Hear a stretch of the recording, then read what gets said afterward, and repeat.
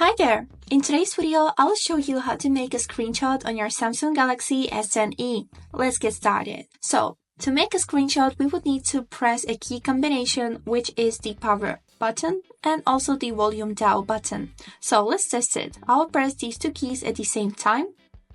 And you can see that the screenshot has been successfully made. Let's take a look on it in our gallery. And yes, here is it. Also, one extra tip for the screenshot. Did you know that this phone supports the scroll screenshot, which can capture the whole website? Let me show you how to do it. For that, we would need to open any website, for example this one, and then do a basic screenshot. And then we would need to keep clicking on this icon that you can see on the panel at the bottom part of your screen. So, let's do it a few times, and now just click the button Home. Now let's go to the gallery and take a look on it.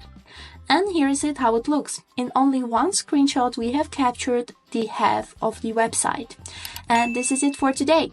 I hope this video was helpful for you and thank you so much for watching.